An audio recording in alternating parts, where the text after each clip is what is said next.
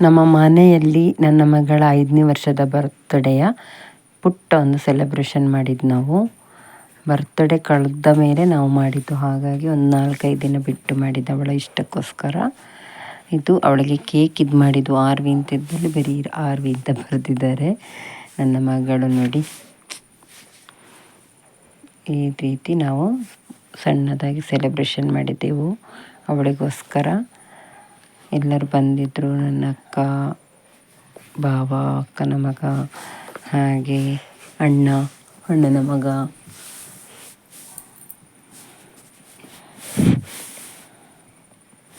ನಾನು ನನ್ನ ಅಮ್ಮನ ಬಾಯಿಗೆ ಕೊಟ್ಟೆ, ನಾನು ನನ್ನ ಅಪ್ಪನ ಬಾಯಿಗೆ ಕೊಟ್ಟೆ. ಎಂತ ಕೊಟ್ಟಿ? ಅವರು ನನ್ನ ಬಾಯಿಗೆ ಕೊಟ್ಟರು ಕೇಕ್.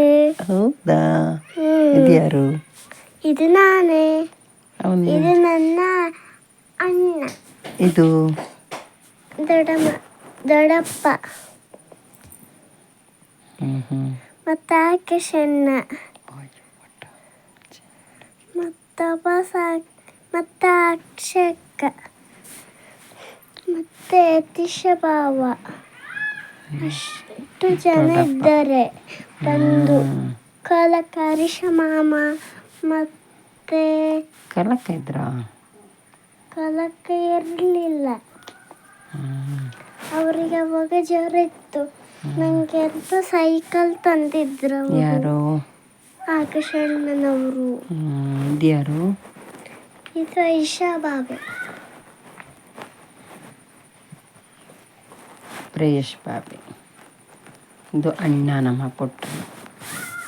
ಇದು ಗ್ರೇವಿ ಮಾಡಿದ್ದು, ಇದು ಮಂಚೂರಿಗೆ ರೆಡಿ ಮಾಡಿಟ್ಟದ್ದು. ನಾವಿಲ್ಲಿ ಗುಜ್ಜೆ ಮಂಚೂರಿ ಮಾಡಿದ್ದು. ಗುಜ್ಜೆಯನ್ನು ಫ್ರೈ ಮಾಡಿಟ್ಟಿದ್ದೆವು, ಮತ್ತು ಮಸಾಲೆಗೆ ಮಿಕ್ಸ್ ಮಾಡಿದ್ದು. ಹಾಗೆ ಬೆಂಡೆಕಾಯಿ ಸಾಂಬಾರು ಮಾಡಿದೆವು. ಸಿಂಪಲ್ಲಾಗಿ ಮಾಡಿದ್ದು, ಏನು ತುಂಬ ಐಟಮ್ಸ್ ಎಲ್ಲ ಮಾಡಲಿಲ್ಲ.